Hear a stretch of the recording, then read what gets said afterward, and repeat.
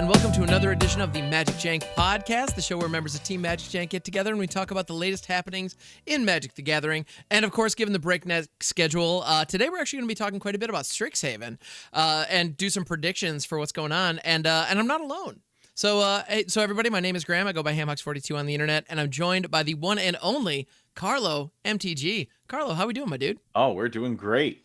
For those of you who are listening to this later when it's published on YouTube or on your favorite podcatcher app, we are doing this live because, believe it or not, even though we talk about it all the time, HamHox here, incredible streamer. You should check out their stream live when it happens during the daytime over on Twitch. Just saying. I mean, I'm okay. The real all-star streamer here is you, my friend. Yeah, CarloMTG. Also, both fun fact, we're both live on Twitch regularly, and we both focus on we're trying to I'm not always the best at this, but being positive and just loving Magic the Gathering just on Twitch is if you enjoy it during the morning, I got you covered, and if you want it in the evenings, Carlo's got you covered. So it's very good stuff. Yeah. But yeah, thanks for the kind words, man. So today, Ninja Turtles is still running around doing the thing. I really do appreciate, last week we did a really good breakdown on kind of what's going on right now and, where we sit. And, given the breakneck pace of product releases, we do have Strixhaven right around the corner, and by the time we're recording the next episode next week, there's a really good chance we're going to have new previews to talk about. And so if we were ever going to do kind of predictions and, thoughts about what we might see for this set, this week's kind of the time to do it. Heck, depending on how quickly I'm able to get this, edited and uploaded, who knows? There might be new previews coming out between us recording it and y'all listening to it. Yeah. So good times. So I guess I definitely want to dive into that. And Carlo, I guess before we do, I do just want to take a second. Is there anything going on that you want to update the folks on? Anything happening that you want to talk about before we dive into it? Yeah. They did just make the announcements for MagicCon Amsterdam, so I get to go to Amsterdam this year. Let's go. So we will be doing that. I know we have Vegas that's coming up in not too long from now, right? Vegas is the first week of May, right? May 1st weekend. Yes. So you can find HamHox and I there. We'll be there. We are doing a special Team MagicJank special spectacle play event at MagicCon Las Vegas on the Friday. It is Arch Enemy Commander versus Team MagicJank. So you'll get to see a couple of us from the team in the spectacle play zone sit down. We, of course, will be the Arch Enemies, and you can fight against us in a game of Commander. And we'll be there for like a couple hours, so that's going to be a fun time. Absolutely. Bring a team of your friends and try to knock us out. It's going to be a lot of fun. Yeah. Yeah. And they just made the announcement yesterday. So they picked me to be one of the creators for MagicCon Amsterdam. I was going anyway. So I was like, oh, hey, yo, this is great. And I get to meet a bunch of the folks that we get to interact here with and interact on Twitch with. Some of our European friends that might be going to that MagicCon. So it's going to be a fun time. Excellent. Yeah, that's fantastic. Enjoy. Have fun. That sounds like a great time. I wish I could join you. But international travel. It is what it is. Yeah. But very cool. That's awesome. And definitely looking forward to folks in Vegas. Yeah, more about that as we get closer. But yeah, if you haven't already, locked that in and been thinking about it. Actually, I don't know if badges are still available. I think there might be some, but yeah. I think so. Yeah, definitely get on that because it's a great time. MagicCons are an absolute blast. They just are. Yeah. There's no way around it. It's just, they're absolutely fantastic. My favorite activity to do at MagicCon is to keep track of how many games of Magic I actually get to play during the weekend. Because fun fact, just because you go to a MagicCon doesn't necessarily mean you're going to play a bunch of Magic while you're there. That is so true. Because there are tons of things to do. They do like the preview panels, which we'll probably get a bunch of information on in a month for like sets that aren't coming until the end of the year, or there's like a cosplay contest that goes on throughout the weekend. There's Artist Alley, so folks are like always standing in line to get their favorite artists to sign their cards, and do altars and stuff, and then like infinite product to go buy from the vendors, like products and accessories and stuff. So MagicCon literally could probably be a week long, and you still not be able to do everything at MagicCon. Oh yeah. So it's the fun mini game to play. How many games of Magic will I actually sit down and play? Oh yeah. So I look forward to our spectacle play event because for sure we get to play Magic during that time. Right? Yeah. Yeah. Yeah, I've definitely had a couple cons where like it's gotten to, Saturday evening and I realize like, wait, I've been carrying these commander decks around and I haven't actually shuffled one up yet. It's Yeah. like it happens all the time. Yeah. Or Yeah. you try to build like a new commander deck or something before you go to MagicCon, and then you only Right. play with it once, and you're like, oh, did this work? Or Right. Yeah. Yeah. Is the deck Yeah. actually dialed in? I don't know. No. Yeah. Yeah. Yeah. Very fun. Very cool. So yeah. So that's come. Yeah, we got some events coming up. I also have a cat on my lap, and I see. You've got a cat in the background too. Luna Yep, is excellent. lurking here. Love it. She's circling me, that's for sure. Yeah, and Peasy, my cat, is demanding quite a bit of attention. So apologies if I seem a little distracted. But yeah. So so events are coming up. What else? Yeah, and so at MagicCon Vegas is going to be, so Strixhaven is going to be the new hotness going into that. And so yeah, I wanted to chat today about what do we expect from it. We know we're going to be returning to a plane that we first visited, 5 years ago now, which is wild to think of how long ago Strixhaven was. And in the Lorwyn story, a number of the characters are actually from Strixhaven, so it's a world that is definitely well supported. I think there was even a D&D book published, about running campaigns within Strixhaven. Yeah, so they did. Yeah, it's a world that Wizards is clearly investing quite a bit in. So it's not really a surprise that we're returning relatively quickly.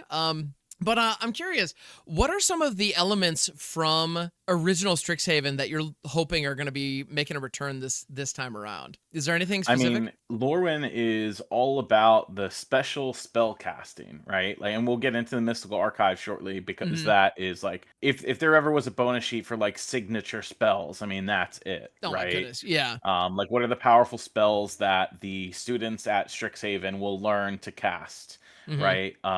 Some of them quite more powerful than others, right? So I really like that element about Strixhaven. Each school has like its own identity, of course. I never use the Strixhaven school terms when describing the color pairs because I'm so used to Ravnica. And so, for example, what is Simic is Quandrix in Strixhaven because it's named after the Elder Dragons that represent each school, which is cool. Me and dragons are like this. Love it. I love the Elder Dragons, but I just can't get used to calling it like the Quandrix Dragon. I can't get used to calling it Quandrix, even though that's their name, right? Right. Yeah. It just doesn't connect with my brain because I am in love with Ravnica.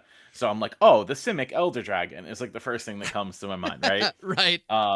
Even though, Lorehold, for example, is so enveloped in what is the Boros color pair, right? But to me, I recognize Lorehold as like the commander that I always remember from Strixhaven because this card was a powerhouse. Dude, when it first came out.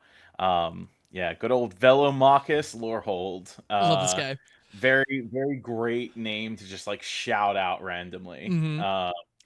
Call somebody a nice Velomachus. That sounds a little. Oh yeah. No, this guy, I'll always, out of all of them, it's funny because like Boros, and I'm with you on that. I never use these names. It's almost like there was a minute there where I did see some content creators try to like use the Ikoria names for some of the it's like, oh no, this is my Savai deck. Like, no, that's Mardu. Just chill out, it's fine. And yeah, so no, Lorehold, unless Velomachus Lorehold or another like character from Strixhaven is the commander, it's a Boros deck every time. And even then, I'll probably still end up, even if I built Velomachus, I would probably still call it a Lorehold deck or a Boros deck, just because that is what it is. But at the same time, I think the colleges on Strixhaven, the 5 enemy color pairs, all have such unique identities that are a little bit different from the kind of what we would otherwise associate with those color pairs. And I gotta say, Lorehold especially, the Boros deck, the Boros like draft archetype in Strixhaven was all about leveraging the graveyard in weird, interesting ways. And like Velomachus Lorehold specifically being able to like free cast random cards based on his power from your deck. I know I ran it in standard at a time. because Coma Cosmo Serpent was legal at the same time, and I ran Reanimator decks with the two of them because it was disgusting. Right. Because you reanimate Velomachus, you swing, you can then spin into another reanimation spell that grabs your Coma. Clean 2 for 1. It's delightful. So, Yeah. and you could also, if you played Commander with this card, you could also run it with like multiple combat phases and stuff. Like it gets, it can get pretty nasty and pretty gnarly. But at the same time, it's doing things that you don't necessarily associate with Boros. I know when I think Boros, I think of like go wide, maybe equipment matters, attacking. Yeah. I'm thinking soldiers, I'm thinking swords, and this is spells. Like these are spell slingers and graveyard recursion. It's like, wait, what? That's not something you associate with this color pair at all. But given the Indiana Jones aesthetic of the Lorehold College, it actually totally works, and it's really fun and unique. So, I feel like, and all of the color pairs did something like that. Like Golgari or, what is it? Witherbloom in Strixhaven also did something similar where it was all about like life gain matters, like that was something that we hadn't seen much in that color pair at that time. And it was pretty cool. Like there was literally a Pride Mate in the set and it was in Golgari. And it's like, wait, what? Yes. Like it's just very odd. Yeah. What's so interesting is like we experienced Strixhaven during a very unique time in Magic. In the sense, and when I mean unique time, I'm clearly referring to the pandemic, right? Like that's when we experienced this plane last. And I will always remember obviously we were playing a lot of Arena in 2020 when we weren't allowed to go out and play paper Magic in stores, right? There just weren't events that were going on for obvious reasons. And I remember coming back to in-store play to a standard that needed to be fixed because of Strixhaven.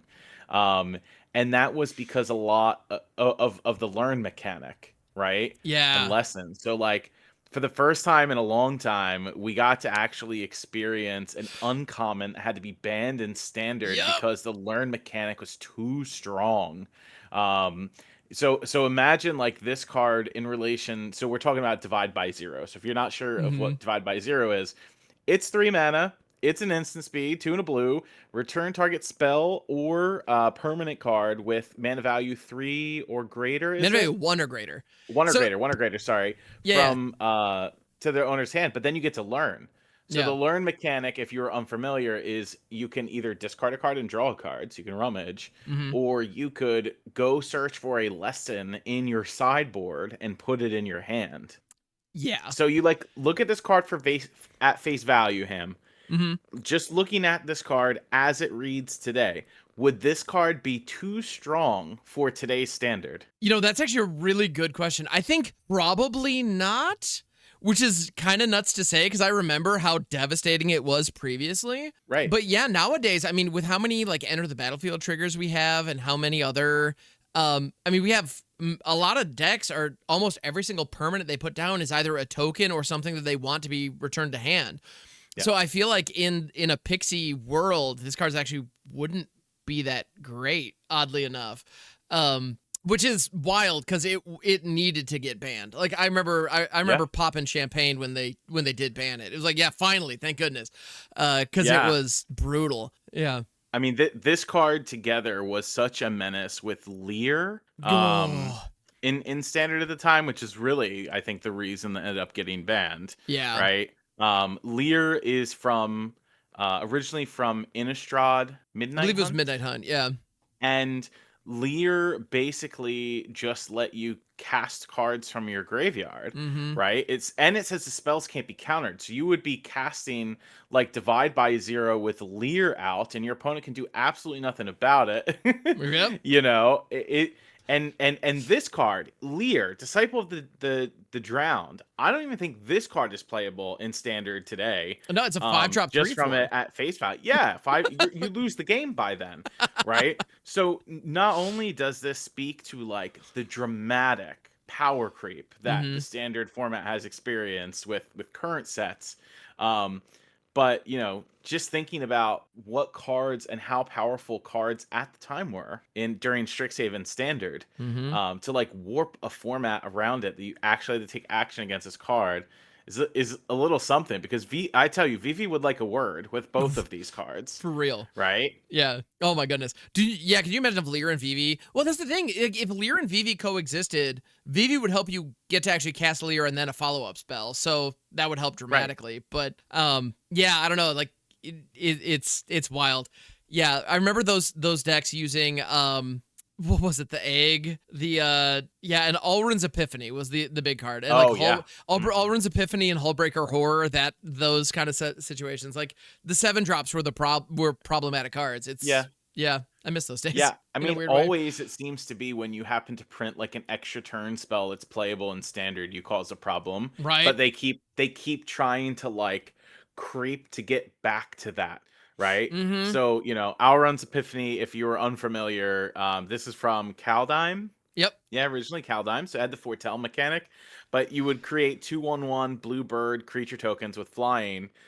Take an extra turn after this one, exile Auron's Epiphany. Mm-hmm. The question is, would this card be standard playable today for 7 mana at sorcery speed to take an extra turn? And how good would the foretell mechanic be in standard now? Right? I think they're two different questions. But when Yeah. you played cards alongside of the older Strixhaven cards, that was considered very powerful then.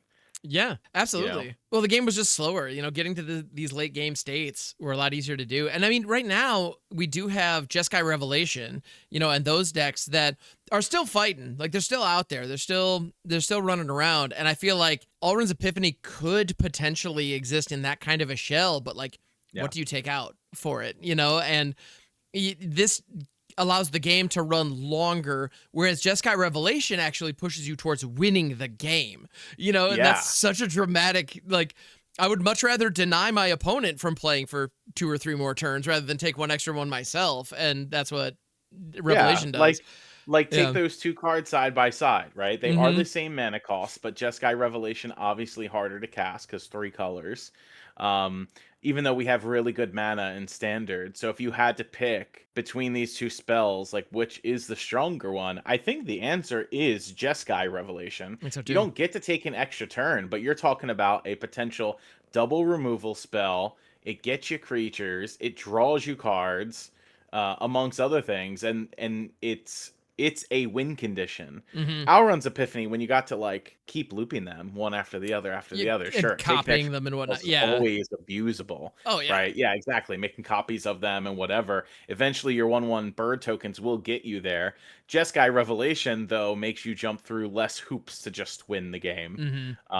In either event, I think most Magic players just don't like these types of cards, and it's so funny because anytime, I'll just tell you straight up, anytime I post content that has anything to do with like a control deck or like Jeskai Revelation being a win condition, infinite negative comments.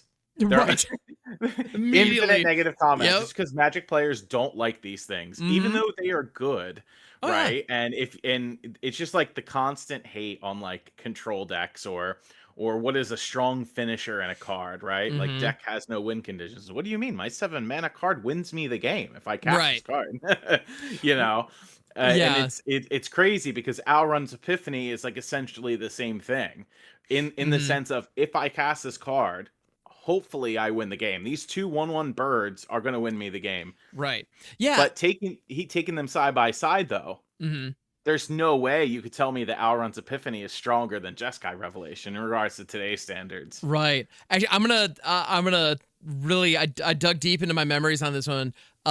Galvanic Iteration was kind of the unsung hero, or not unsung. Well, we all knew it back then. This card is bonkers because if you have enough mana, if you have what do you need? 12 mana lying around. Right. You cast Galvanic Iteration. The next instant or sorcery spell you cast is copied. You then flash it back. You now get 2 copies of Galvanic Iteration. So blam, blam, blam, blam. And then you follow it up with the Alrund's Epiphany that you foretold back on like turn 3 or whatever. Right. And you tee up 4 extra turns and 8 1/1 birds.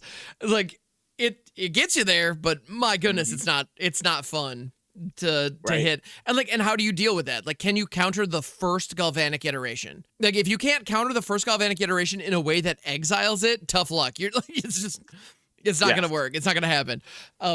Or like Whirlwind Denial, I guess, was legal at that time. So like that was one potential, but not. Yeah, I it's remember Whirlwind Denial. That card, like it's to me a card like that seems sick, oh yeah, right? conceptually it's great. Yeah. For each spell and ability your opponents control, counter it unless the controller pays for. Take this card like into account today. Like playing Mm-hmm. against like the mono green deck in standard, right? The landfall deck that's like basically killing you with harmonizer triggered abilities or like sapling nursery. Yeah. Imagine your opponent like playing a land with sapling nursery triggers, sacking the land with Might Form Harmonizer out, putting all the abilities on the stack, and you slamming Whirlwind Denial down, just countering them all because they don't have enough mana up, even though they play 20 Badgermole Cubs. Right. I think the card that most directly competes with this is like Glen Alondra's. I forget the name of the card. It's from Lorwyn Eclipse. It's like 2 and 2 blue. It's a mythic that counters all of the abilities and spells on the stack and then gives you 1/1 fairies. What is that card called? Glenn Alendra's Answer. There you go. This Of guy. course. Yeah. Yes. Yep. Glen Alondra's Answer. Yeah. Like to me, these two cards are similar. The difference is Glen Alondra's Answer costs 1 more, and of course has the caveat that can't be countered. So like this is, I think, a very extremely underplayed card in current standard, Agreed. given the amount of triggered abilities that just exist on the stack at any given time. Oh yeah. But it also speaks to, is this 4-mana counterspell like just too much, or does it cost too much for the rest of the power level of standard? Yeah, I think it's narrow in its application, but when you need it, it's perfect. Yeah. Yeah, and Whirlwind Denial is a great example. I love that. I just kind of love that card as a thought experiment because it's been reprinted a handful of times, and like the original Theros Beyond Death printing is 7 cents. I mean, it's an uncommon, so okay. Right. But like we've seen uncommons be worth, $7, $8 in recent memory. Like, so it's clear that this card is not seeing any meaningful play anywhere. And that's wild to me because it seems like such a perfect answer. And like in any format where Storm is viable, this seems like a nice budget answer to that. So I'm kind of surprised it's not 50 cents, Yeah. But also to bring it back, Whirlwind Denial, originally printed in Theros Beyond Death, and was included in the original Strixhaven Mystical Archive. So it was reprinted in Strixhaven because, and I believe the reason that they did that was they expected it to be more popular, is my guess. Yep. They included a lot of powerhouse cards in that Mystical Archive, which was the very first bonus sheet that, as we know them today. And, that included Counterspell. It included Lightning Bolt. It included Channel, for goodness sake. Like the level of powerhouse. I mean, think of an iconic spell in Magic, and there's a really good chance that they included it in that Mystical Archive. And fortunately, they are going to be bringing the Mystical Archive back with new Strixhaven, which I think is really exciting. And I have a feeling maybe they've learned their lesson a little bit, and we're not going to see Whirlwind Denial in there. No, but also like the Japan Showcase Mystical Archives is just like absolutely beautiful art. Breathtaking. Yeah. On every card. This is Whirlwind Denial, all right? Yep. Like I love this type of artwork. It's got the spell off to the left-hand side, so different than you would find it traditionally to show off more of the artwork. But yeah, I was a fan of like collecting all of these. Literally all of my standard decks at the time had these versions of the Mystical Archive cards, if they were still standard legal, in the deck. Like Negate, for example.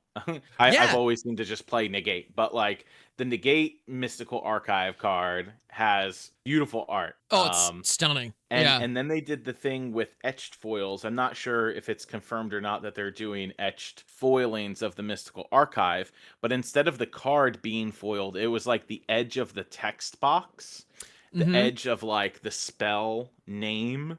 They were foil, but the rest of the card was non-foil. So it was very weird because it was very hard to tell because it was so subtle at the time. And if you had the English Mystical Archive cards, the little gold border that is like on the sides of the pieces of artwork and then the text box were like foily. And that's how it showed you that you had an etched foil card. They were rarer to come by, but personally, I preferred like the regular foil of the Japan Showcase cards because, just me and foil cards. I guess I never got into that type of an etched foil. Yeah. You know, and it was kind of hard at the time to call that an etched foil when you had the etched foil that was coming from the Commander products, which was basically like a darkened type of a foil for those cards, and they weren't equivalent at all. So, but they were called the same thing. It was very strange. Yeah. Not sure what to make of that. Yeah. Well, yeah, I know. Actually, I found a good deal on the Japanese showcase Doomblade. I don't play this card anywhere. I have no intention of using it, but it was one of those where it's like, really, $2 and I get to just own this? Absolutely, it's a gorgeous card. You know, yeah. There honestly, and also I'm bringing up the images for the video feed for these. They don't do the cards justice at all. If you see them in person, they're absolutely like they're stunning. So we are going to be getting a return to the Mystical Archives, including the Japanese showcase arts, same way. Right. And as of this recording, they've shown one of these, and I actually love it. So we mentioned Whirlwind Denial was a card that had been recently printed into Standard at Uncommon, and it was turned around very quickly and reprinted quickly into the Strixhaven Mystical Archives. Now in Whirlwind Denial, kind of a miss. It wasn't really amazing. Now there's an Uncommon that was actually just printed last year. That is what they spoiled, and it's a slam dunk home run in Stock Up. So Stock Up is getting the Mystical Archive treatment, and its Japan showcase art is gorgeous. Just A+, no notes. Yeah. And the English art is also very cool. There you go. Yes. Yeah. And that shows too the little gold border on the right and the left-hand side that I was talking about, that at the time in original Strixhaven, if it was etched foil, just that little gold border would be foil, but the rest of the card was non-foil. I don't know if they've confirmed or not that it will be the same way in Secrets of Strixhaven. I'm kind of hoping not, because it's very hard to distinguish. I would rather just have like a big foil copy of this card, to be honest. But yeah, Stock Up. It's certainly a playable card, that's for sure. Right? Yeah, no joke. So definitely due for a reprint already. It's funny, actually, now that you mention it, I have a bunch, like I opened a ton of original Strixhaven, and I have a bunch of these, the Mystical Archive cards. I thought I only had non-foils. I now need to go double check, because I might actually have a couple foils in there and not even realize it. Yeah. It's so hard to tell, to be honest. It definitely makes you do a couple double takes. But yeah, and I believe that Mystical Archive cards were 1 per pack too in original Strixhaven. Even the play boosters, which made it, you know, and you all probably know this if you've listened to previous episodes of the MagicJank podcast, especially when we've had Headology Magic on. Ariana is absolutely amazing. Oh yeah, like complaining about bonus sheets. Like complaining about some of the cards on the bonus sheets being too strong. The Mystical Archive definitely did that in original Strixhaven, because you were guaranteed to get 1 per pack. It wasn't like Final Fantasy, there was a lot, but like in Spider-Man and Teenage Mutant Ninja Turtles, you weren't guaranteed to get a bonus sheet card per pack. In fact, it's very rare if you got them out of regular play boosters. Strixhaven was all of the Mystical Archive cards. Always you got 1 in a pack. And it was super confusing for newer players, because they didn't know if the cards were standard legal. So you always had to like just remind them they are only legal in the sets in which they currently exist. But then some of them were just so powerful when it came time to like draft the set. Oh yeah. So it'll be interesting to see how and if they balance these things moving forward. Yeah, it'll be interesting, because I mean, cards like Lightning Bolt, Counterspell, like let's see, I believe was Mana Leak in there, or was that just for Thunder Junction? But anyway, it was I don't think that was in there. But yeah, there was it was bonkers, the power level of the Mystical Archives, and it definitely set the stage for what we know today as if you haven't listened to any of our limited episodes with Headology, definitely check them out. But yeah, play boosters and the inclusion of these is it's a thing. That's a well we've talked quite a bit about that and it's a whole thing. Also, Ham, you might need to reset your camera. Oh, sure. I sure do. Thank you. Yeah. I love it when this happens. I think I am not frozen, but I think you might be frozen for folks. Yep, that happens sometimes. So when I'm when I'm live for long stretches of time, my camera will just lock up occasionally. I think it's a memory thing. Not sure what's up with that, but it is what it is. All right. And we're back. Yep. Yeah. All right. Sorry about that, folks. But yeah, so I'm curious. when it comes to the Mystical Archive specifically, we know we're going to have stock up in here. Mm-hmm. What other spells would you want to see?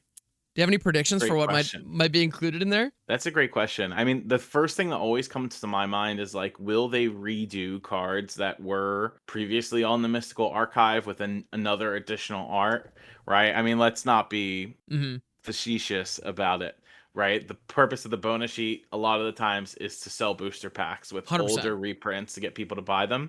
Mhm. So like Demonic Tutor is always the first thing that comes to my mind because it was on the original Mystical Archive sheet and is by far, and listen, you can hate me in the comments, that's fine. My favorite Demonic Tutor art ever is from the Mystical Archive.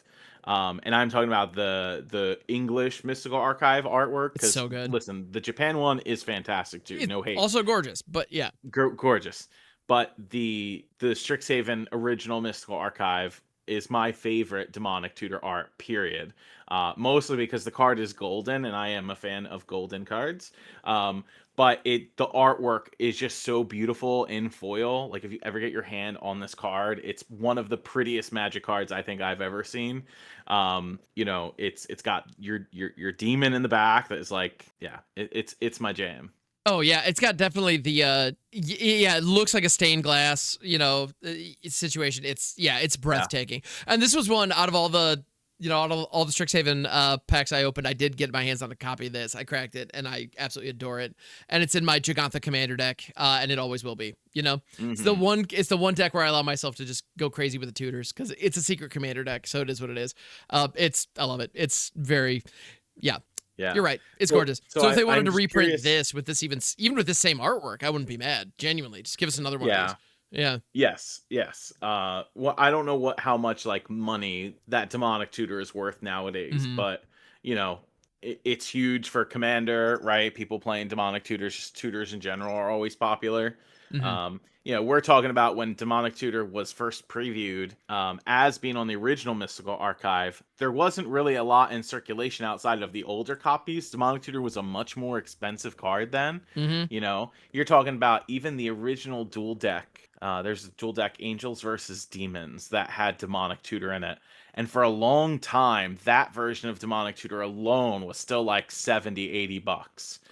Before they really started mass reprinting a lot of these cards into different types of Commander product. When I think of like reprints that Commander players want all the time, it's got to be a tutor of some kind. So I like Sylvan Tutor, Worldly Tutor, Enlightened Tutor, Idyllic Tutor. All of those cards are just always popular. To pull those cards out of, at the time, it was a $4 booster pack of Strixhaven, and you could pull this $50+ card. It was great, right?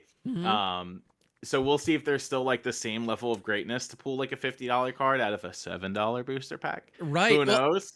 And Demonic Tutor keeps getting reprinted, and apparently, it's around $60. And this particular version from the Mystical Archive is apparently still going for around $70. Wow, which is wild. Yeah, because it's just the demand can't drop with this card. It just can't, or the price with everybody wants it. So yeah, if they don't reprint this one, I think it'll be a missed opportunity. Yeah, although would now be a better time for like a Vampiric Tutor or something like that. Right. It's true. Yeah, Vampiric I feel like there's a lot of them. Vampiric Tutor was just reprinted in, was it Dominaria Remastered? Yep. I think it was the last time. Is Vamp Tutor like a $100 card? Something like that? I don't know anymore. Yeah, I think it's in the same, well, it's like 70 apparently. Yeah, it's like 60, 70, same ballpark, same range. So okay, maybe that's the one to get the Mystical Archive treatment this time. I don't know. Yeah, give that card a solid reprint in golden frame. Easy $100 card to open. Oh yeah. Right. And I can only imagine that if they were to create a Japan showcase version of this card, you're talking about like a couple $100. At least I think that was the difference in treatment between English Mystical Archive and Japan Mystical Archive. The Japan ones were always worth considerably more dollars every time. Yeah. Because in many opinions, superior artwork, cooler artwork. I think the foil Demonic Tutors, which were the chase of the Japan showcase, were going for like $500 plus at the time. I don't know what they are anymore, but it was like, oh, let me try to open this $500 card. That's somebody's lucky day.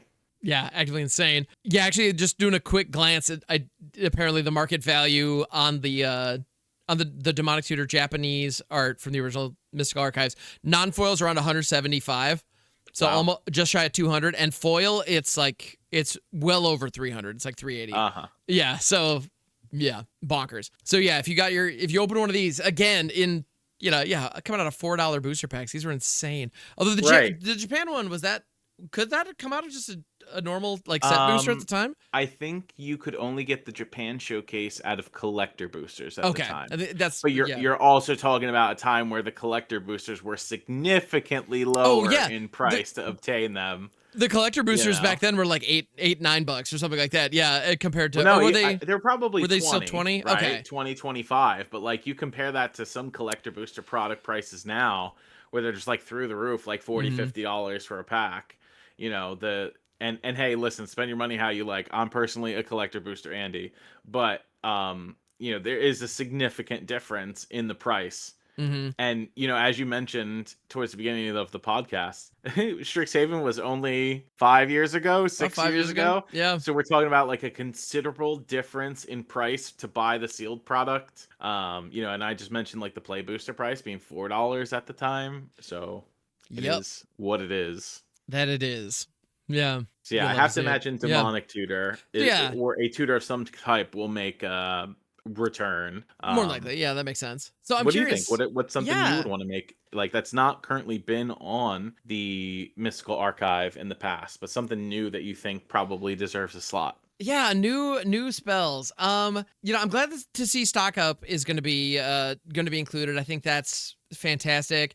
It's interesting because I find myself thinking of things like Consult the Star Charts, obviously, but like that has such a weird flavor compared to everything else we got going on. I wonder if the Mystical Archives would be an opportunity to bring back what's weird. So Swords to Plowshares was on the original Mystical Archive. I'm trying to remember if I don't believe Path to Exile was. I do not believe so. Swords to Plowshares, Yeah. yes, not Path to Exile, but we did just get a Path to Exile bonus sheet reprint with Teenage Mutant Ninja Turtles That's true. and with Spider-Man. And with Spider-Man. Yeah, so that one's been reprinted to the ground. So I don't know that we necessarily Yeah. need that.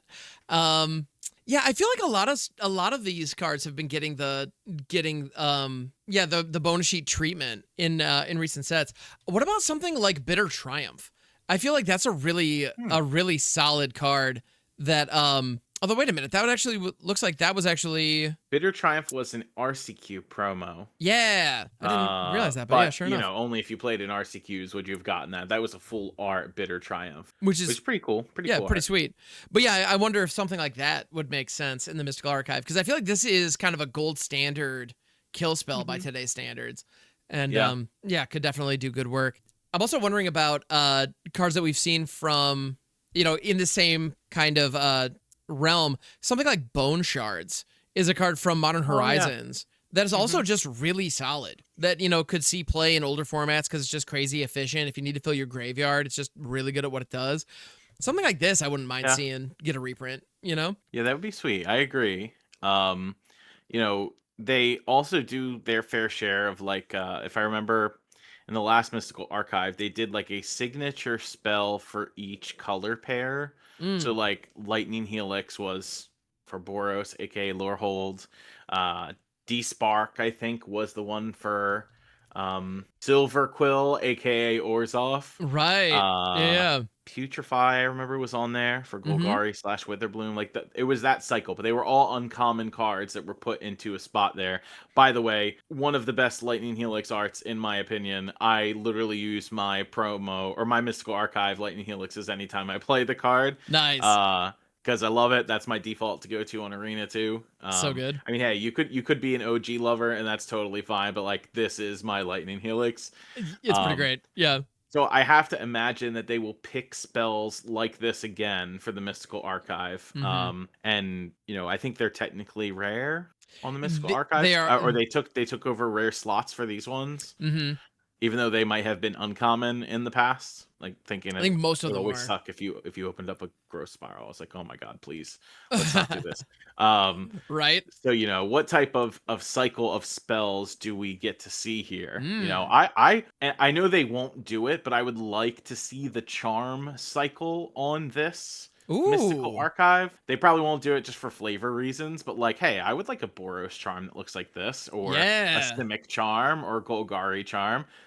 Probably not Absolutely. gonna happen, but it seems sweet to me if you want to like merge the magic multiverse together. Honestly, I think the charms, at least for like the enemy color pairs, using the Ravnican names, because at the end of the day, I mean, the mystical archives in the Biblioplex, like the whole idea is that they contain the information of like all the different planes in the multiverse. Like that was the Right. whole gimmick, right? Is that like everything is available here. So sure, thematically, you know, we call it Prismari here. We don't call it Is It, but there's no reason that we can't have the Is It charm. Like the Is It League still exists in You there, know, they're Yeah. also like trying to fuse it. I mean, hey, listen, we know that Ral Zarek is in the Strixhaven lore. For whatever Mm-hmm. reason he's done up, we'll find out soon. Yeah. But he's done up in Silver Quill gear. Ral Zarek is most certainly the Is It Guildmaster, who's Oh now yeah. teaching at a black white school in Strixhaven. So, merging them doesn't seem out of the ordinary in terms of incorporating older with newer lore. Right. So hey, I say be down for it. Oh yeah. No, I'm absolutely with you on that. Like, get after it. Why not? I think the charms are a great shout. I love that idea because you can never have too many of those. They're all just good at what they do. Hmm. Yeah. And all fair, to be honest. Like, Yeah. you're thinking about cards like Orzhov Charm. Orzhov Charm for me was like a rock star in limited. Like, Mm-hmm. I 100% want this card over the majority of the other charms. Oh yeah. It does so many different things. Yeah, this card's up my alley, so why not? Let's play with Yeah. That's this in legit. limited if you're gonna give us one card per pack. I like that. Yeah. Well, and yeah, doing that, you got to find yeah, the one card per pack is interesting because you do if that's going to still be the case. I mean, have they confirmed the distribution model on the Mystical Archives? I don't think so. I don't think Yeah. they've confirmed that, or if they're gonna have like the etched foil stuff yet, but I have to imagine we'll get Yeah. that info soon. I'm hoping, like I'm definitely hoping that it looks more like the original Mystical Archives rather than the bonus sheets that we've seen as of late. Hmm. Although to be completely honest, I mean, I don't know when it comes to printing and collation and all that jazz. I have no idea what's involved, but I would imagine doing something similar to the bonus sheets that we've had, up until now is Hmm. probably the easiest way for them to go. So I wouldn't be surprised if, the new Mystical Archive cards do end up being treated more like modern day bonus sheets rather than Right. the previous ones, and that's why we had like Lightning Bolt and Shock, was in there because like Shock was the uncommon version, Lightning Bolt was the rare, they did that kind of thing. And, Yeah. you had, I remember Duress, that my Duress artwork is definitely the Mystical Archive version. Oh That's yeah. my go-to because it's just pretty compared to a lot of the other ones. And, they could easily do like Thoughtseize. I feel like that's Hmm. one that could definitely get a reprint. That wouldn't be bad. Maybe, but I don't think Dismember was in the original Nope. Mystical Archive. I feel like that could get a reprint. I don't Hmm. Fatal Push. I'm just thinking through like Yeah. Pioneer and like modern playable spells. Those come Hmm. to mind as fine options that they could add to the mix. What about Oh, you can't say that word here. You can't say Pioneer. we're not allowed to say Pioneer. No, because they don't care about the Pioneer format, so we Um, can't even talk about it anymore. Fair enough. So I shouldn't mention Indomitable Creativity. Might be a fun one to Oh, put on I mean, hey, the that bonus is a sheet. very fun card. On No, the, no, on no, the, no. I wouldn't You mind can a mention Strixhaven version of Indomitable this. Creativity. I wouldn't mind a Yeah, Prismari flavored Indomitable Creativity. I think that'd be pretty fun. Yeah. yeah. Anyway, just They did reprint that card. Didn't they reprint Indomitable Creativity? That was on the Outlaws of Thunder Junction bonus sheet. yeah, it was. It was. Interestingly enough, so was Thoughtseize, Yep. right? I And do Reanimate. remember when we Yep. were talking about Lorwyn Eclipsed, and I couldn't believe that they didn't put Thoughtseize on that bonus sheet. I was like, Shocking. this is like, I thought for a minute that they could have reprinted Thoughtseize in the standard. And I was like, oh, Lorwyn has to be the plane for that, right? Because that's where we got original Thoughtseize. Must And be they didn't right. do it. And then they didn't put it on the bonus sheet either. And I was like, Thoughtseize didn't make any sense on the Outlaws of Thunder Junction bonus sheet. Why is it not in Lorwyn? Yeah. Um, So I'm curious, you know, like you said, I agree with you that it's like a signature spell that you could put on this particular bonus sheet, but it was a miss in Lorwyn for me. Right. I feel like it's one of those cards where if you want to encourage competitive play of older formats, you just need to reprint the snot out of this thing. And like, you know, like I understand Thunder Junction wasn't really, I guess it was, we're getting to the point where that was relatively long ago now, but it wasn't that long ago, big picture. So like, sure. But yeah, the Lorwyn bonus sheet would have been a perfect spot for it, given that we first saw it in Lorwyn. But yeah, we just need this. Yeah, just reprint this, you know?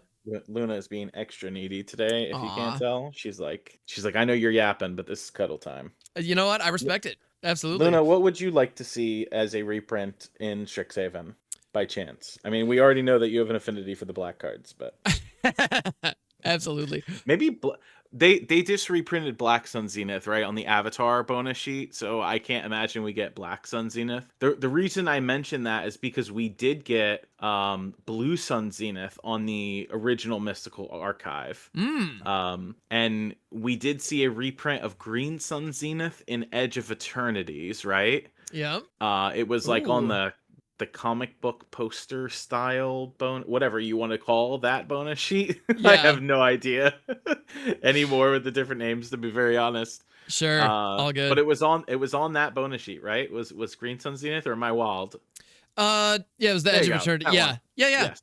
So which Zenith do they give us on this bonus sheet? Because they haven't reprinted white or red. So like maybe you just end up giving us one of those on that sheet. Yeah, that could be fun.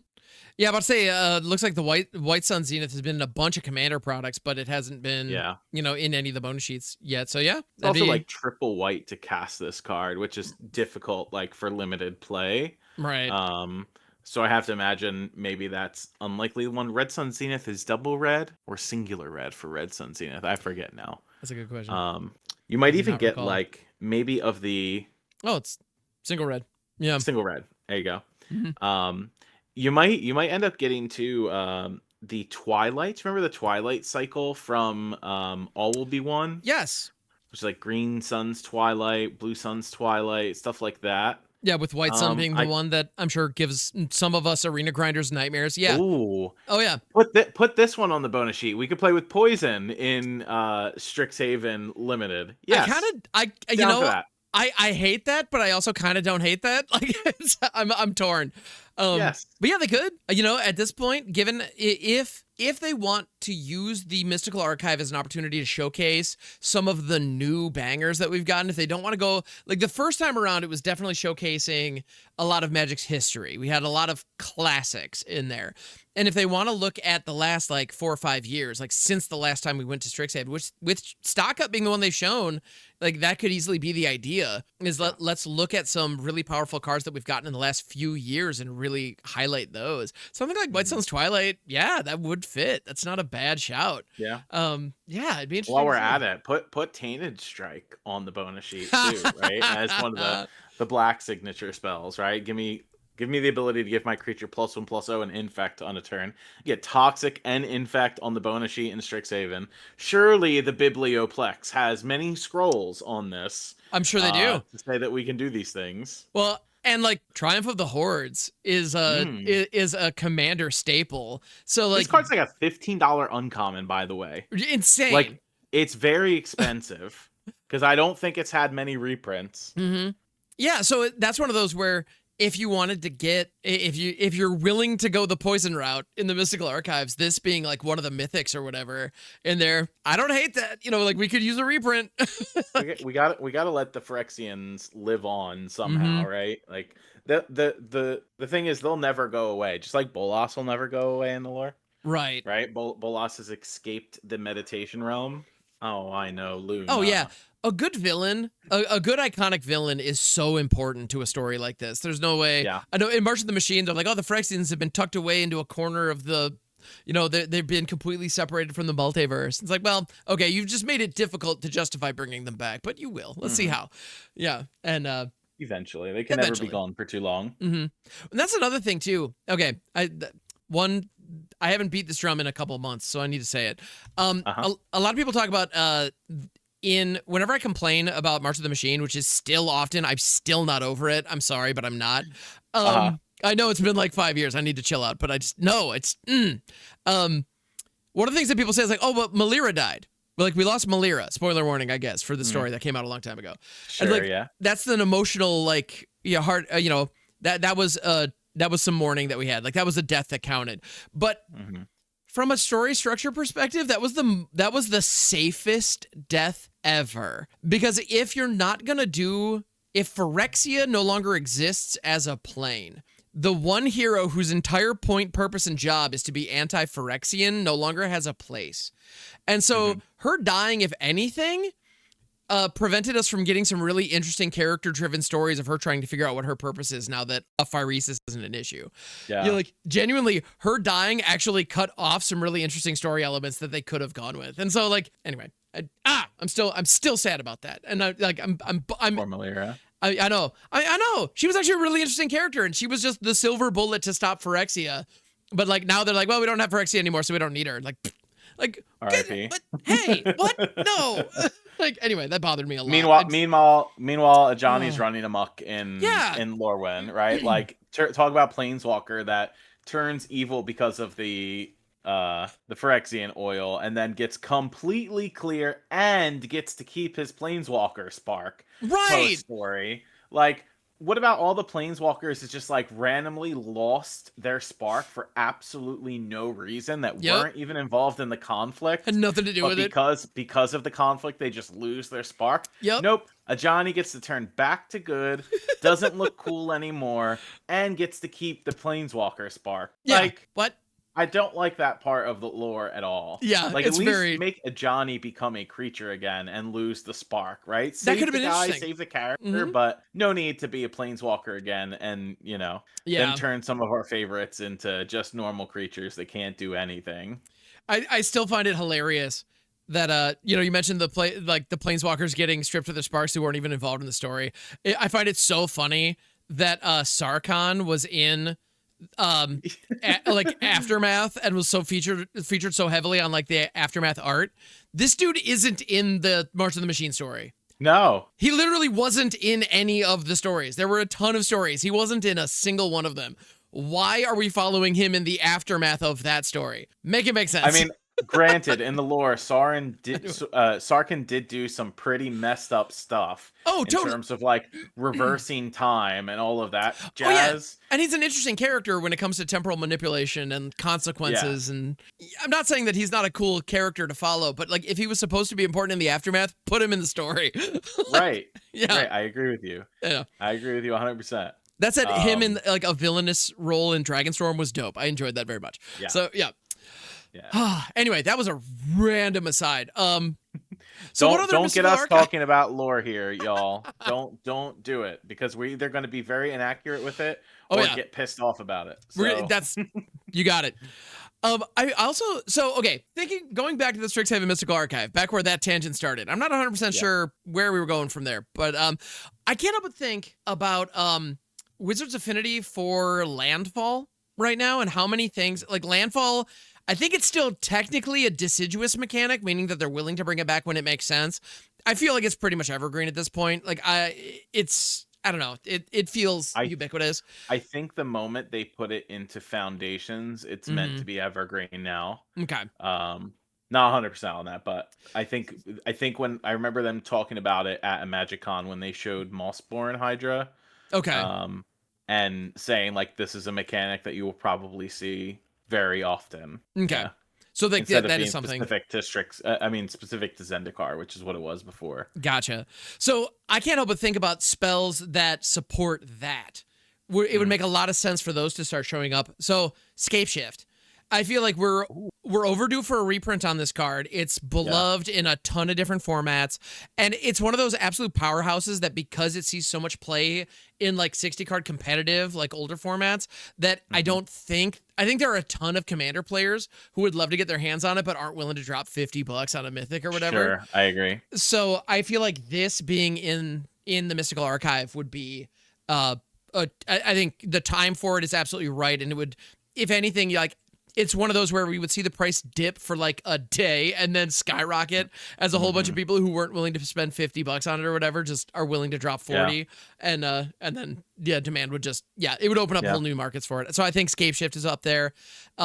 Harrow also comes to mind. It's not a money card, but it sees play in a lot of commander decks, and that is like an uncommon on that sheet would make a lot of sense. And then of course Crop Rotation is another one. So those three all come to mind as easy includes if they wanted to go that route. I would like to see them reprint some cards from original Strixhaven on the Mystical Archive. The first one that comes to mind is seeing a lot. We can't say the word Pioneer here, but it is seeing a lot of play in that format right now because the Izzet deck is actually just like too strong there. AKA, banning cards from standard like Corey Steelcutter, the older format that is not equipped to handle it either, is still going to suffer. So there is a card that's in the deck. It's an uncommon from original Strixhaven. It's called Academic Dispute. And it really does highlight, I think, one of the major problems of lessons and learn. Like, as much as and I think we talked about this last week, as much as like there's anticipation that they bring back learn and lessons in Strixhaven, because there was like the confused nature as to why that was an avatar. It wasn't confusing to me. I totally get it. Right. But there was like that confused nature. Does this mean we are getting other learn, like getting the learn mechanic back and other lessons? Academic Dispute, for 1 red, it's an instant. It says target creature blocks this turn if able. You may have it get reached to end of turn, but it learns, and it's instant speed for 1 red. So really, ignore the first part of the ability. Yeah, whatever. In the Pioneer deck, it works really well because you're attacking with the big creature with Corey Steelcutter, right? But for 1 red at instant speed to pull a card from your sideboard to put it in your hand is kind of crazy. It's nuts, right? Yeah. So I wouldn't want to see a card like this back in standard because it's very abusable for 1 mana, and almost any deck is going to be able to play this type of a card. But I would like to see cards like this back on the bonus sheet because like this is an iconic uncommon from the original set for me that does have a way to be played in older formats that I think would it's probably worth some amount of money because of that Pioneer deck. I don't actually know the answer to that, but I have to imagine that it's maybe more than $1. Who knows? Actually, according to I have Scryfall open, and according to the price data there, it's selling for apparently 17 cents. Oh, which, never mind. Then it's not expensive. No, it's not. But at the same time, if it's seeing play in a competitive format, a reprint of it certainly could be worthwhile. Again, as one of the uncommons, like especially if they do have one Mystical Archive card in every single pack, then having a couple of uncommon non-money cards to help fill out like that bonus sheet would be more important. So I think that's a great shout. And that reminded me a lot of another red card from Strixhaven in First Day of Class, which is another one that has it's instant for 2 with learn, and whenever a creature enters, you put a 1/1 counter on it and it gains haste until end of turn. And so this is one of those combo cards that is absolutely disgusting, and it makes any persist creature just like infinitely respawn for the remainder of the turn. If we know Gavin Verhey, then if he of course had a hand in the design process of Strixhaven, which is guaranteed, and we know that the Pauper enjoyers most certainly love this card, then this would make sense on the bonus sheet, right? And granted, I don't play competitive Pauper at all, so please don't flame me in the chat about this. But for the 1 or 2 times I have played Pauper with my friends, it's always been the First Day of Class Putrid Goblin combo deck. And so good. Because number one, I just love goblins, but it lets you keep rinse and repeating with Skirk Prospector and stuff. So give the Pauper players what they love. I'm totally down for this. Yep. Yeah, 100%. I think this, and something like I feel like this card is like, I have no doubt significantly more powerful than they realized when they first made it. But at the same time, like, it's a fun piece of tech that creates some really interesting combo decks, even in formats like Pauper. So what's not to love? So I think this would be a slam dunk. Oh my goodness, I love that. And that deck sounds like so much fun. And funnily enough, only like 15 cents, but it also did appear on the list at some point apparently. So they have recognized that a reprint for Pauper fans was worthwhile, so they did it. So that's intriguing.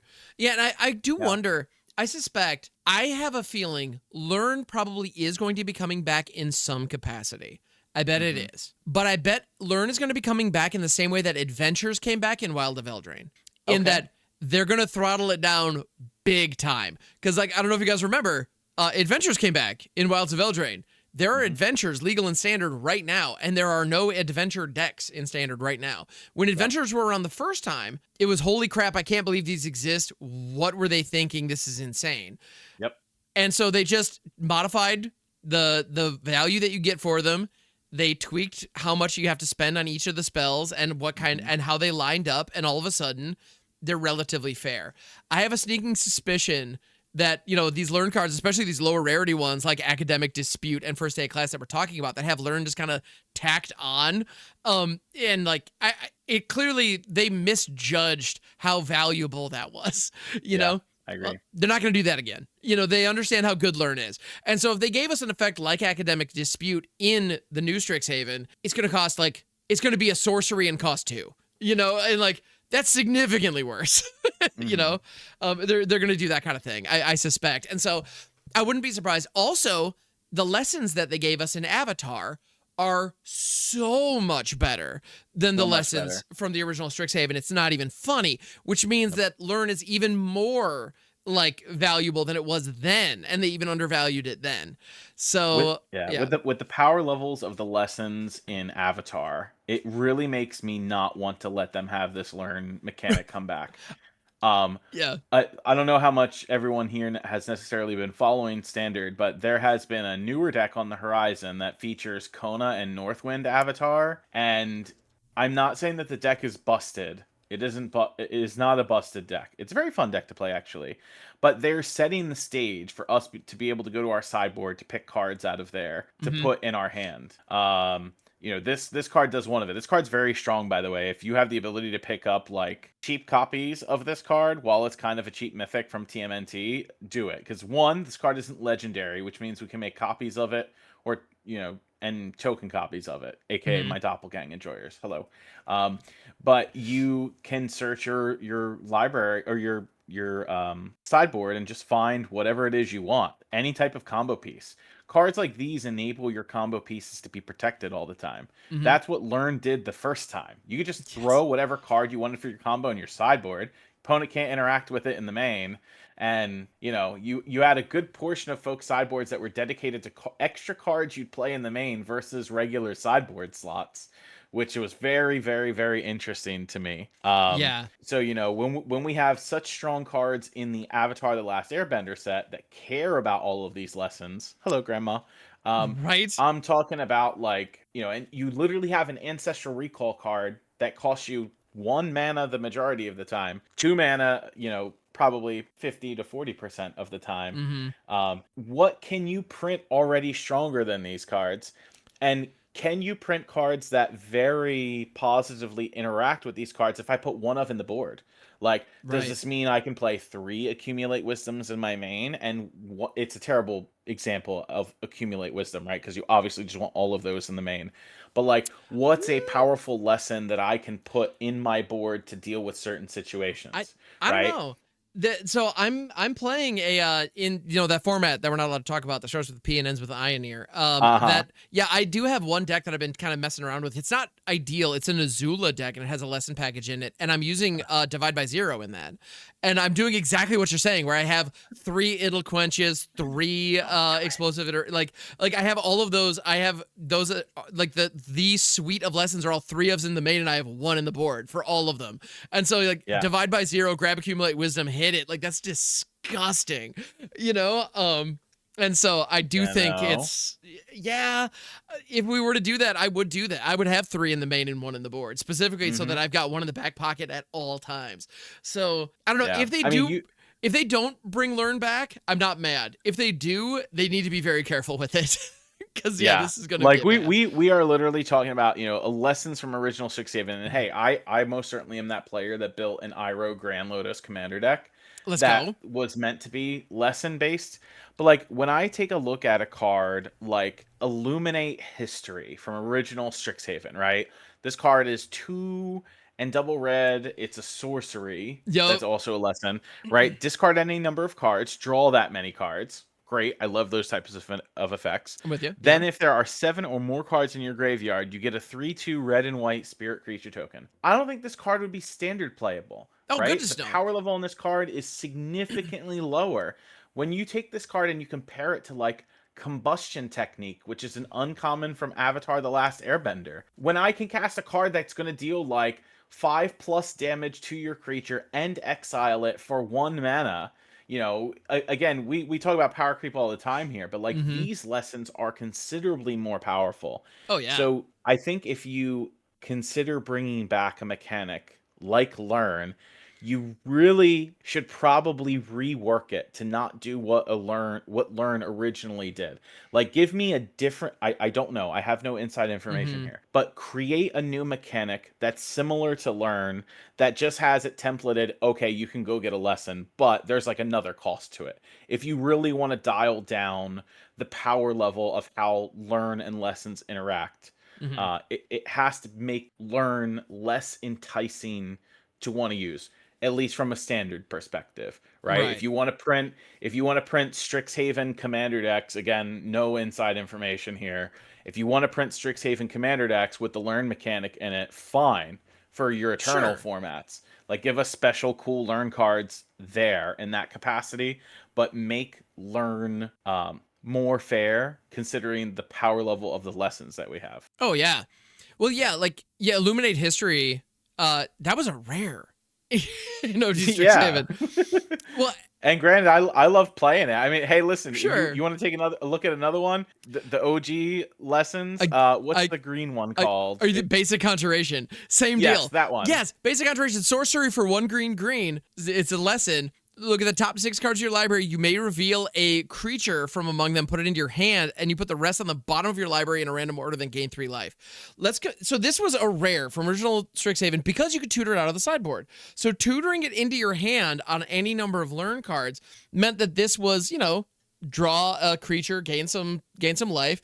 It in creature combo decks and things like that. That's a good effect. You like it. Yes. But when you compare that to something like Seismic Sense, yes, exactly where I hoped we were going. Yeah, from Avatar, this is a sorcery for 1 at uncommon.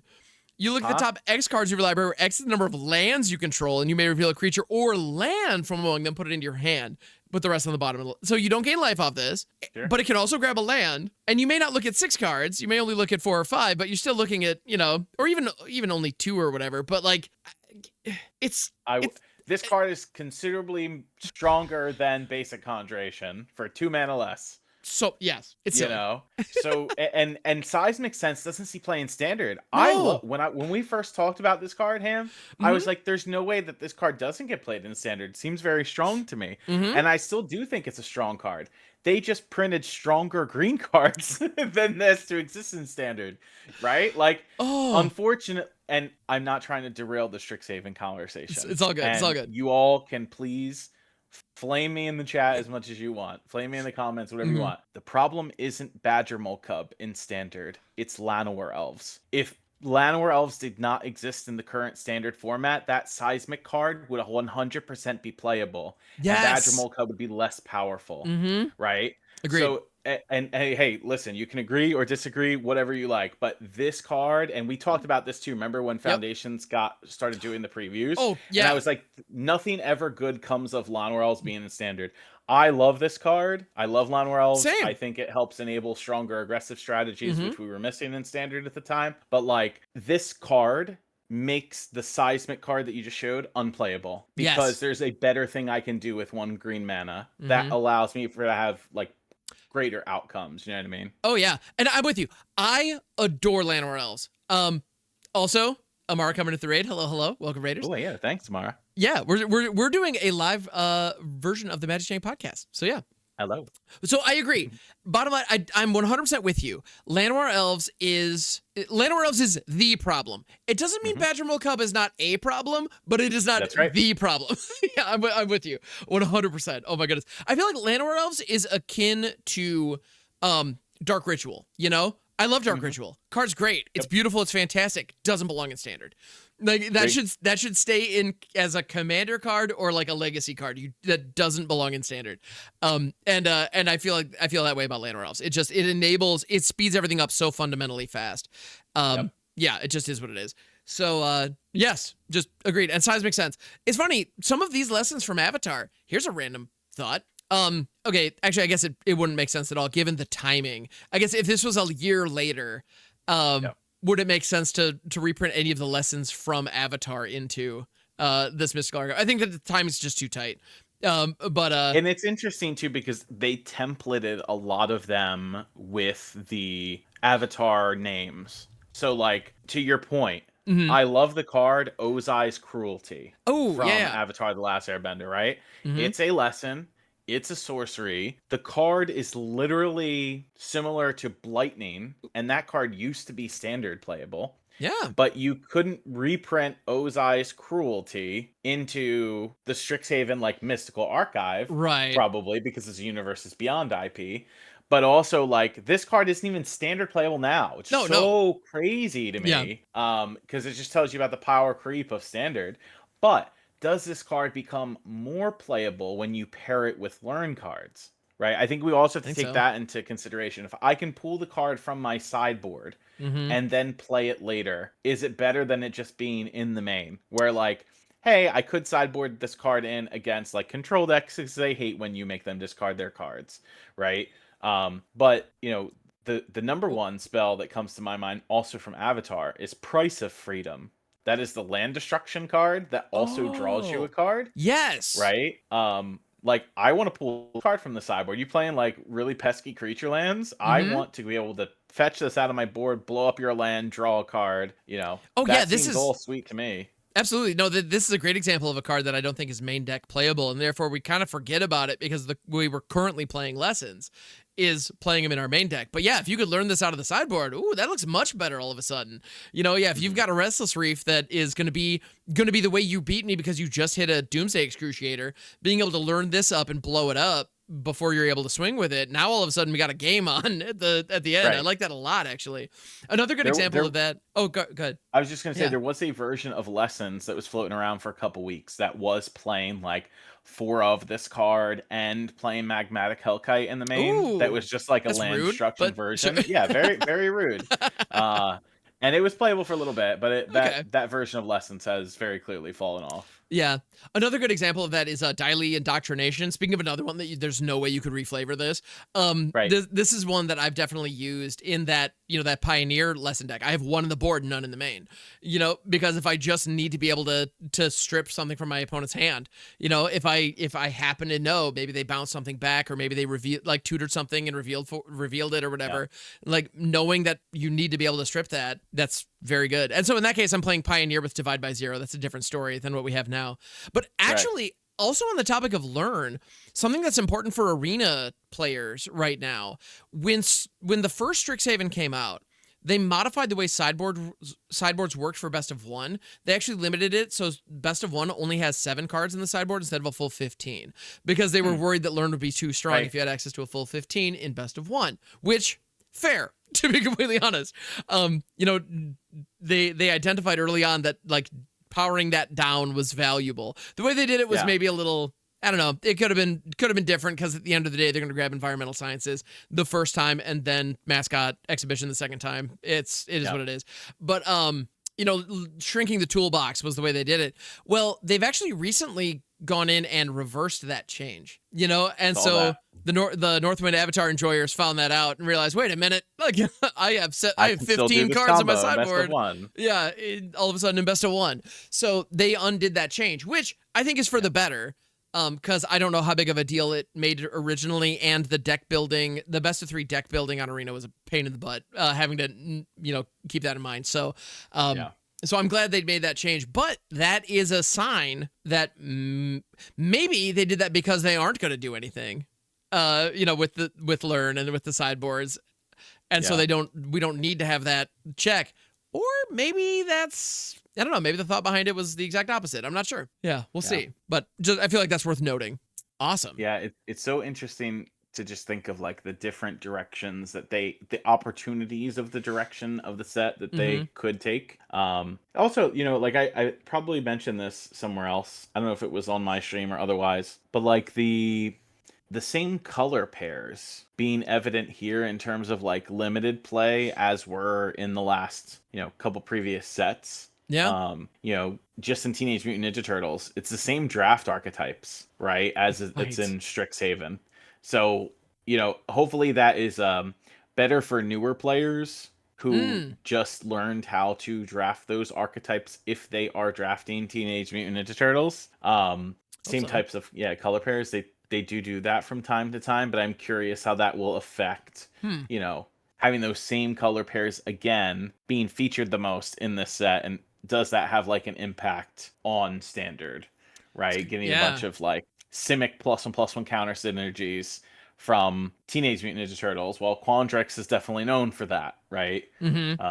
Oh yeah. Well, yeah. I mean, Quandrix in the first go around, the fractals were all about creating large creatures by way like large 0/0 creatures. That had a ton of counters was the whole idea. So if that mechanically ends up being the same thing, that could get pretty pretty fast. I think it was interesting because I somebody mentioned this in your chat earlier. I forget exactly who it was, so I apologize. But like they were like, who's going to get another version? Are we going to just get another version of Doubling Season in this set? Because they keep slapping that card on every single IP possible, which is fine. It's great for reprint value of the cards.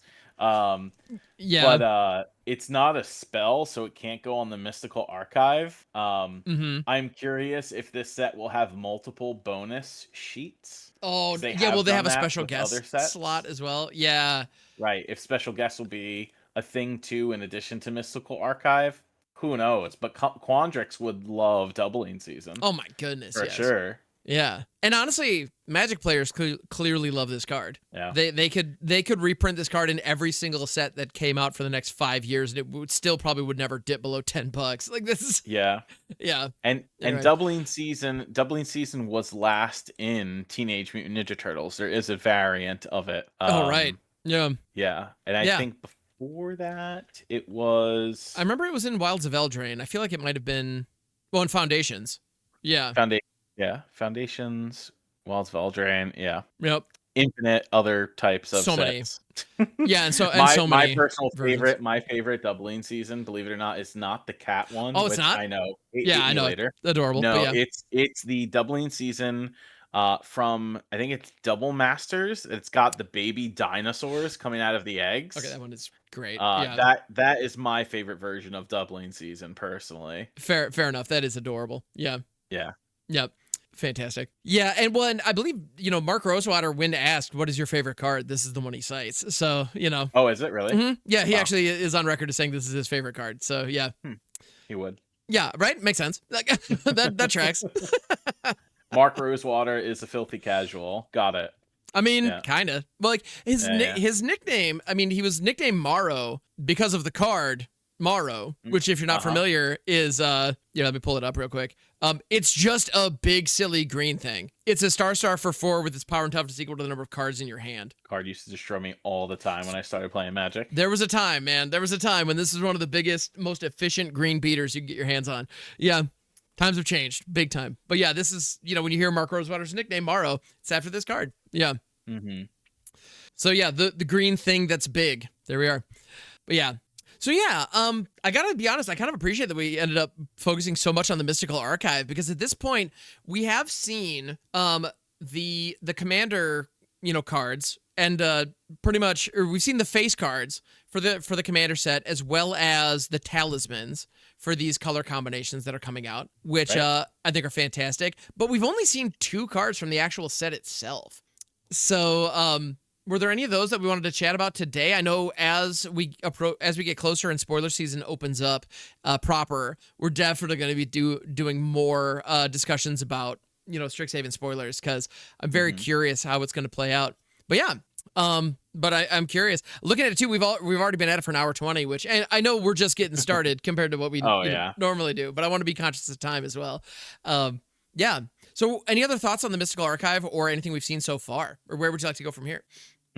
I would love to see them print Coalition Victory on the Ooh. Mystical Archive. They just unbanned that card in Commander not too long ago, and the Mm-hmm. Mystical Archive has not had a 5-color spell. So what better way than printing a 5-color spell like this on the Mystical Archive, I in love my that. opinion. I think that'd be fantastic. So, other question: do they also throw Biorhythm on there? Oh, imagine. Well, I don't know. I mean, obviously, I don't think their conversations like on ban and restricted Mm-hmm. things like Yeah. take into account cards that are coming out in the future. So very doubtful. Mm-hmm. But I am very positive that they will see like Biorhythm reprinted in some type of a specialty product Probably in the future. in the list or something. Yeah. Um, I think Yeah. they are very quicker with designing the way their secret layers are than they are like their actual magic sets. Mm. So I can see Biorhythm like for sure being printed in a secret layer or something. Yeah, but to that point, the timing for Coalition Victory, given when they unbanned this, having it kind of, yeah, getting it ready for this, that would make sense. I think. I Yeah. mean, I'm not in the room, so, but that's actually a really cool shot. I like it. You know, thinking about it, you remember how they used to have the product? It was called it was before Secret Layer. It was called From the Vault. Remember Yep. that series of products where they basically were secret layers, but you would buy them at your retail store, Right. right? Where they had some number of cards in them and they were special foil, like their own type of foil treatment Mm-hmm. on them. They should just like come out with an old like From the Vault product, previously banned cards, and just give you all of the previously banned cards. Uh, I remember this all the Yes. time when I am opening up when they have the arena cube or like playing the Magic Online cube. It's like open up this pack. Oh, this card used to be banned. I'm definitely probably taking this card. This card used to be banned. Should definitely play previously banned cards. Turns out they're kind of strong. Just give us a secret layer product that's all previously banned cards. I That love way that. folks have them and can play them and hopefully reduces the price on, what some of them cost in paper anyway. Amazing. Okay, you know what? Actually, I have a new prediction or hope for the Mystical Archives. The way I got there, think about previously banned cards. I find myself thinking of Thinking. Splinter Twin, because Oh. that's a classic, like previously banned, like they Uh-huh. unbanned it in modern and it's just sort of here now, which I love that Yeah. it like didn't. But that had me thinking of a spell that actually does a little bit of a Splinter Twin impersonation in Molten Duplication. That was in the big score bonus sheet. Oh yeah. This was a mythic and apparently it's still going for like $10, Yeah. because it has a relatively low supply by Low virtue pull of being rate. in a specific, bonus sheet. So I feel like this being in the Mystic Archives would actually be really dope. Like that would, I think, Yeah. fit quite nicely. A lot Yeah. of those from the vault cards are Mhm. money because they are low pull rates out of Outlaws of Thunder Junction booster Yeah. packs. Because all they did, if y'all remember, was they had the From the Vault was slated to be its own small booster pack Mhm. product, like Assassin's Creed was, like the Beyond boosters, and Big they were score. like, or Big Score rather, Yeah, the big sorry, score. Yeah.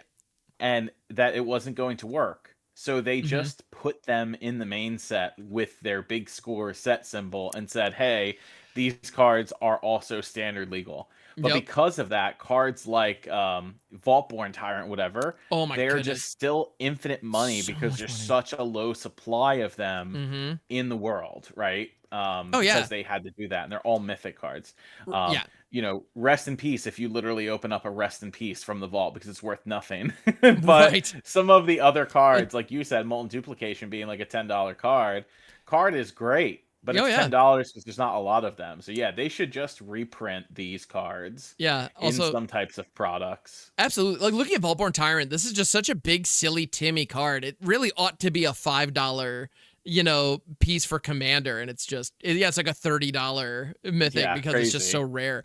Same with Mhm. Simulacrum Synthesizer. It's one of Yeah. those where like if you're ever like, oh, I got a pretty cool, blue artifact commander deck. I really ought to get my hands on one of those. If you had that moment of just like, oh, that's a cool card. I got it on Arena. Let me go ahead and see how much this is Yeah. worth. What? Yeah, exactly. I remember when Simulacrum Synthesizer first came out for a long time, that card was like Mhm. $50, $60 Oh my goodness. because it's Yeah. it's a very powerful card. Oh yeah. It never really made its way into some of the older formats that like folks thought they would. Mhm. But like man, if you wanted to put together that Simulacrum Synthesizer deck, just alone the synthesizers are putting you back a lot of Yeah. money, where relatively the rest of the deck is cheap. right? You Yeah. think of cards like Repurposing Bay, not a lot of money. Legion Extruder, though, same set, Yeah. same big score, still not a lot of money. But like this card, Mm-hmm. ridiculously high. Too. Bonkers. When you got to drop $200 on 4 copies of a Mythic to start playing the deck, you're Oh, already, yeah, you know. exactly. Yeah, everything else in that deck could be 50 cents and you're still it's still pricey. So yeah, I think finding opportunities to reprint cards like that would be good. So yeah, Molten Duplication is, one of the spells that's on the big score bonus sheet, which is why I think about it for the mystical archive. Because it's mostly creatures and artifacts. Actually I'm looking at it right now. Molten Duplication and Pest Control are actually the only two sorceries. Spells. Sorceries, for instance, the only two spells on the list.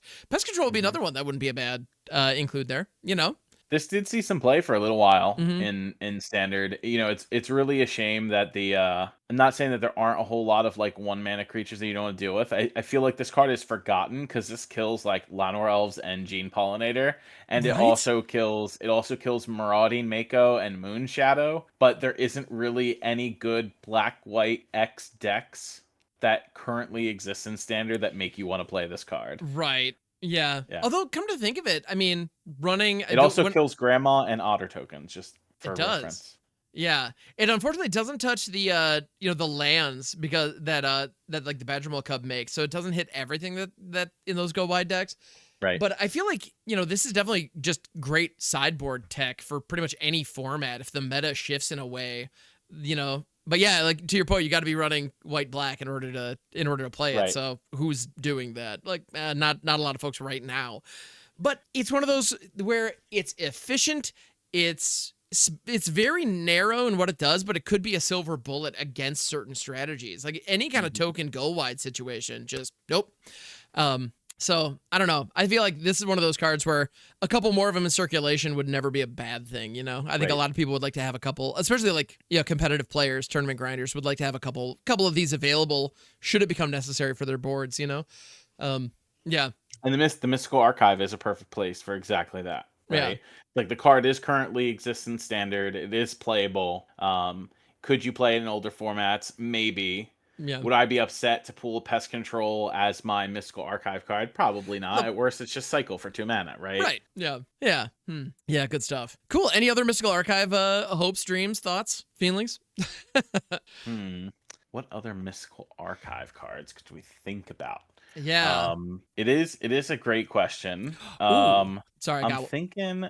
Oh, you got one? Go ahead. I got one. So we have Affinity is another effect or another archetype that is apparently like officially supported. Yeah. What about Thoughtcast?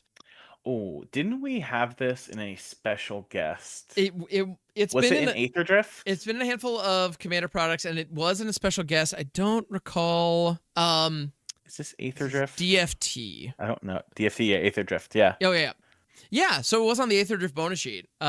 Which is interesting because there are affinity cards in Aether Drift. Thinking Memory Guardian, for example. Right. Then there's like the other one that's like 5 and double blue that has affinity on it. Oh, but then like Krang from TMNT has affinity for artifact on it, and that very clearly had its artifact synergy in Is It. Right. I wouldn't hate to see this card. This is kind of like a card that comes around all the time with specialty printings. Right. And folks play it every time. So I would think this would be a cool include. Right. For sure. Yeah, potentially. Sleeves and Dweebs, thank you so much for that raid. Appreciate it. Welcome, Raiders. My name's Graham. And we're joined... my name's Graham. I go by HeyMax42, and we're joined by CarloMTG. We're actually doing a live rendition of the MagicJank podcast, and we're talking about specifically Strixhaven and the Mystical Archives. So yeah. All right. Yeah. Hello. Yeah. Sleeves and and the Dweeb crew. Thank you for being here. Appreciate you guys. Yeah. Awesome. So yeah. So we're chatting about Mystical Archives, and we've been making some predictions. My big one that I'm like, if I had to pick one, that I think Scape Shift is going to be on there. That's the one that if I have to if I had to put money on one, that's the one that I'm expecting. I'm curious about what else could be. What else could we see? I mean, what other? Come to think of another card that I think is just a really solid bread and butter utility card that would be a really good uncommon include is Demand Answers from Murders of Karlov Manor. Oh, sure. Anything about sacrificing artifacts or discarding cards, it's one of the better thrill of possibilities we've seen in a long time. And I know I've built a ton of decks, whether they're weapons manufacturing or, reanimator. Like there's a ton of different utility pieces for this. And it's just a solid bread and butter common. So I wouldn't mind a fancy artwork on this one. Yeah. I did want to mention this one card. It's from original Strixhaven that I'm curious on whether or not you think it'd be too weak enough for a standard if it were to get reprinted into the standard set. But I think it definitely deserves a slot on the Mystical Archive. That is Magma Opus. Ooh. I think I mentioned this the other day on one of your streams, just like in chat. Yes. And I was like, this card was so strong. If you're gonna make a callback to the original Strixhaven cards, like this is what comes to mind. And we did just get done talking about like Jeskai Revelation in relation to Alrun's Epiphany. Yeah. So if I think of a card that's like Jeskai Revelation that may be playable, Magma Opus is one of them, right? It's 4 damage. It's 8 mana, 6 a blue and a red. It deals 4 damage divided as you choose amongst any number of targets. You tap 2 target permanents and create a 4/4 red elemental, blue and red elemental token, and you draw 2 cards for 8 mana. Amazing. Right? There's no way to reduce the cost of this card, but you can also use it as ramp, and control decks don't have a lot of ramp. So you could pay blue, red ×2 and then discard this card and create for yourself a treasure token, which helps ramp you later. But like, imagine if you could play this card alongside of Jeskai Revelation and play Northwind Avatar in the same deck to go search these things up out of the sideboard. That would be chef's kiss 100%. For me if we can do this. Oh my goodness, absolutely. And I want to live in a world where I can play Magma Opus and then hit the Songcrafter from Dragonstorm to cast it out of the graveyard. Like, Songcrafter Mage to like flash it back, but with Harmonize, so that all of a sudden, like I'm only like I pay 2 mana to get the treasure token. Use that to fix my mana so I can cast Songcrafter Mage. If I have a big creature lying around, I can use it to harmonize. Oh my goodness. I'm in love with this idea. You could play Ancient Cornucopia in this deck and gain all the life from casting all the spells. This is Ali Eldrazi written all over. Oh yeah. Let's take the Jeskai Revelation deck and instead turn it into like a really big, goofy, fun thing. Yes, 100%. A+. I love it. And yeah, Magma Opus is a great shout. Like, I think this in the Mystical Archive, in the archive, definitely. If it's not in the main set, it really ought to be there. But yeah, I think in the main set, I wouldn't hate this, honestly, because this demands so much of you. Yeah, I don't hate this at all. Actually, funnily enough, I mentioned that lesson deck that I've been playing with Azula. I run this and Torrential Gearhulk in there as well. Because that with Azula is just, it's beyond, it's stupid fun. But yeah, so no, it's not good, but very explosive when it works. Whew. Yeah, so no, I think Magma Opus rules. I would love to see this. Yeah. And I would want to run it with Azula as well, because the double tapping this or a Jeskai Revelation, having access to both of those spells. Standard. Dude. Azula with Magma Opus and standard. Hamhawks42 will return to standard streams I'll be 5 back to times a week. Yep. If this is a thing. Yeah, no doubt. 100%. Be ready. Just all the Magma Opus Azula piles, just day after day. Yep. Yeah, I'm gonna be doing the Frostcliff Siege into Azula into Magma Opus. Like, yeah, that's 100% all day. That's gonna be my nonsense as far as the eye can see. Just be ready. I love it. I love it so much. Yeah, no, great shout. I couldn't be more stoked on that idea. And this would be the perfect time to see it. Well, and this also, Magma Opus is such a brilliant. It's a great card because it really showcases how they wanted to do Izzet differently. Like, Izzet, at the time especially, had been like tons of spells per turn, lots of cast triggers, storm like crazy, Burgy loops. Like, that was Izzet up until that point. But they wanted Prismari, the Strixhaven Izzet, to be build up resources for a huge explosion, which just behaves differently. You're still casting spells. It's still very much focusing on spells, but in a very different way. And Magma Opus being the best of them. Like in your draft, if you could get this, you should probably try to figure out how to be in the Prismari deck because you're going to have a good time. And that's also where I think Teach by Example was in the set as well as a way to like copy big spells. Like that was very much Prismari. Oh, that was in Foundations. I didn't even realize that. Yeah, it's true. Literally legal right now in Standard. So yeah, I'm here for it. Yeah, and Commander Zombies in chat. Kraken with Power is a good. Yes, another great example of what they were up to. A Kraken with Power would be another one I wouldn't mind seeing. see play or get reprinted in the bonus sheet. Yeah, honestly, That's why I thought it was strange when these cards were reprinted. Like a lot of these, right? mhm. Like take a look at a lot of the spells that are on that Thunder Junction bonus Yeah, sheet, because Crackle with Power was there too. And I was right. like, these cards, why do these fit? Like they don't really fit in Outlaws of Thunder Junction at all. Hmm. But like you mentioned Indomitable Creativity, which is Yeah, also on the same bonus sheet. And it's like, since when does Outlaws of Thunder Junction actually care about spells? right. I think I'm not making any like suggestions or anything like here, but like for the amount of spells that were on that bonus sheet that didn't belong there, are kind of like a toned down mystical archive when you look at it. Yeah. I'm not saying that I would hate them being reprinted again, like on this type of a sheet. Hopefully they would be more spell based in terms of like the artwork, where they're very much so just like outlaw based in the artwork that they Right. gave you for that set. Yeah, I mean the number. I come to think of it, looking through like Mindbreak Trap, the archive trap, like which okay, outlaws on heists, there being traps there, sure, but like Yeah. looking reanimate surgical extraction, skewer the critic skull crack. Like there's so many spells. Like pest infestation. I will bet is lit- you that they had a file, like literally a file somewhere in the design process, Mhm. like future mystical archive cards, and then realized they were a ways off of returning the Strixhaven to do it, and we're like, let's just utilize this card. We need a bonus sheet for Outlaws of Thunder Junction. Let's just use our mystical archive file and make sure that the artwork fits the theme of Thunder Junction. I wouldn't be surprised, honestly. Like, yeah, looking at the breaking news bonus sheet, I hadn't really thought about it in that way, but yeah, no, absolutely. Yeah, a ton of these look like they could, they're not bad, but they're all spells. them, They're all spells that yeah, have to deal with like everything that those schools of Strixhaven do already. well, You yeah, know. and so many of them are just full on, a lot of them are just Strixhaven reprints. Like Pest Infestation was originally the Strixhaven Commander product. Vanishing Verse was, Strixhaven. That was in in the breaking news bonus sheet. Like, yeah. And then looking at Reanimate and, and Surgical Extraction being iconic spells that weren't in the first round, but easily could have been in the next. Yeah, that's interesting. I mean, hey, like cards like Reanimate, right? Anytime you just print those cards, like we mentioned earlier, very clearly, you're looking to sell the packs. Yeah, 100%. Right? Like any commander player just wants Reanimate. If I Yep. can open it up out of a play booster pack, like give it to me, right? Or something like that. Or if if it brings down the price of what the card normally costs, like give it to me on every bonus sheet, right? It sucks from a limited perspective, right? Oh, Because yeah. I don't think cards like I personally, and hey, y'all, again, you can flame me in the comments. These cards like this do not belong in the limited environment at all. It Agreed. like dramatically throws off the balance.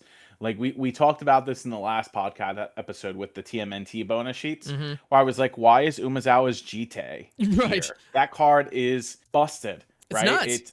It's a ban. It's still currently banned in Modern for some reason, even though that format is off the rocker. But like, I don't ever want I don't want to be the person, and I was in a pre-release, and I don't want to be the person across from in a pre-release that like you slam this card down and the game is over.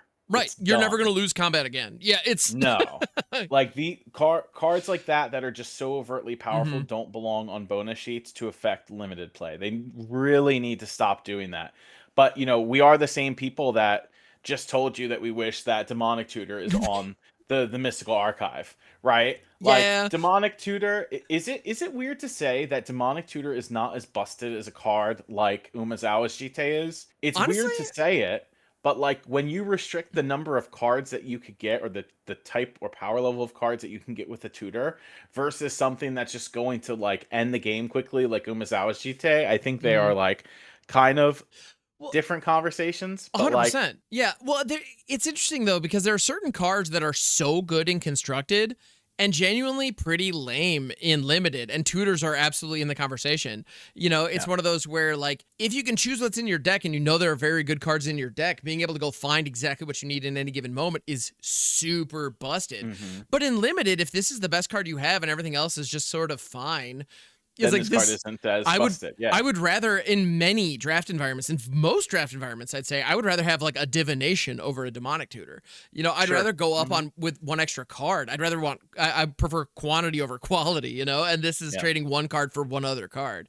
You know, so yeah, in a limited environment, I don't think demonic tutor's all that great necessarily, unless you somehow manage to pull together some goofy combo deck. Then okay, maybe, but like, I mean, that's pretty think about it. They gave us Diabolic Intent into Standard during the Brothers War, and that card saw relatively no play in Standard, and it definitely wasn't busted in Limited at the time. Nah, right? No, people are passing this often. Yeah, no thought about it. Would something like this be? Would it? Don't we currently have one from Duskmourn that's in Standard? That's a demonic tutor. What's it called? Demonic. Like demonic. Demonic bargain or something. Yeah. Demonic something. I don't know. It's a demonic something. You know. Demonic it's Council. From Duskmourn. There you go. Demonic Council. You search the library for a demon. You put it into your hand for 2. Or if you have Delirium, then it's full on demonic tutor. Literally. Right. Like if you have Delirium, it's a literal demonic tutor. Yeah. Yeah. And so this isn't played, right? Nope. And yeah, almost to your point in chat, right? Oh, there's the skeleton case. Yeah, forgot about that. Stash skeleton is a demonic tutor on a stick. Granted, more susceptible to like removal or not getting to that point where you can demonic tutor, and you have to technically sink more mana into it. But like cards like this aren't currently playable from a competitive standpoint. No. And it's also a fair and balanced version of the card for Limited at the time. Karlov Manor was very, very powered down in terms of the power level of cards. For sure.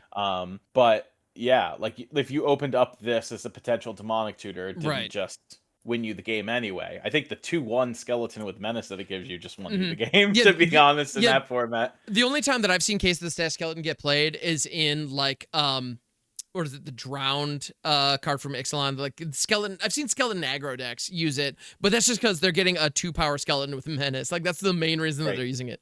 Those decks almost never want to actually solve this thing, and having a backup plan if something goes sideways. Okay, that that's not a it's pure upside, but hopefully you never use it. Yeah, it's interesting.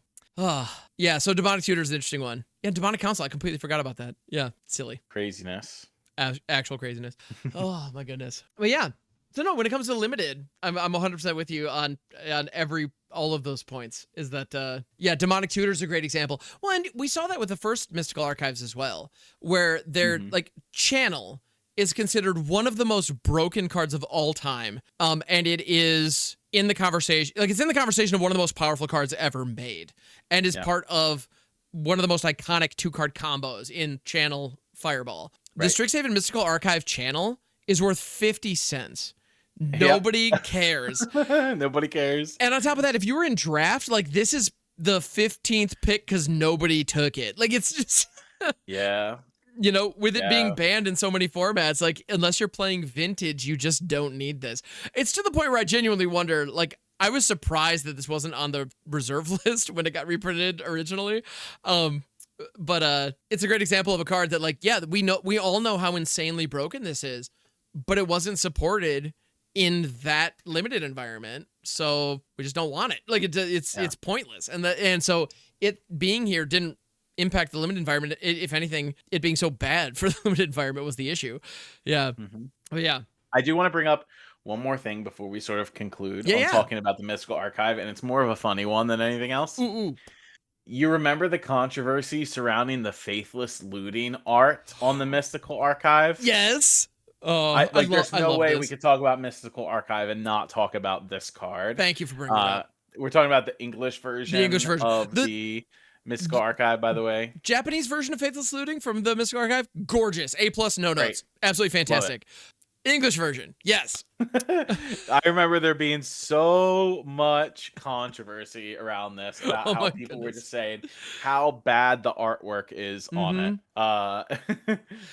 I almost want them to put this back on the bonus sheet just to hear the people complain again. Run it back. If there's ever one thing I want them to do, just like, bam, reprint it and give us a full art version while we're at it. Right? Just like, give it to them. Yeah. Yes. I couldn't agree more. Well, in this artwork too. Okay. One of the few points in my life where I didn't regret being on then Twitter was when the artist, actually Carly Mazur, posted the full art of this card. When it's not cropped, it actually looks much better. When you can see the whole thing, it actually looks really good. And here's the thing about this artwork. So if for anybody who's not familiar, the reason that this was so controversial is it looks like a photograph of a person that has a couple of like very basic MS Paint like polygon or like little polygons like placed over top of it. And so it's a bold stylistic choice, and a lot of people didn't like it. It has a very Uncanny Valley kind of a vibe to it. But the truth is, it's not a photo. Right. Like, that is actually an oil painting. And so it was a stylistic choice. And when you see, Carly Mazur's other work, you really see it. Like, the Harmonize, that was also in the Mystical Archive, is the same artist. Yes. And you can kind of see it has that very, like, photorealistic figures with very stylized and like blocky solid color, almost cell shaded kind of elements. You can see the same style, but in this case, everybody kind of agrees that, or my understanding is people understand it looks very good, because it does. Yeah. But yeah, the Faithless Looting itself took there were some choices on this one, and yeah, I think the crop is part of what really killed it. Like the specific crop, they really only highlighted the worst elements without really giving you the full picture. I would love a fuller version of this. I'd love it so much. I think you have a lot of that with some of the artwork and Magic, like just in general, like not showing off like the fullest of landscapes.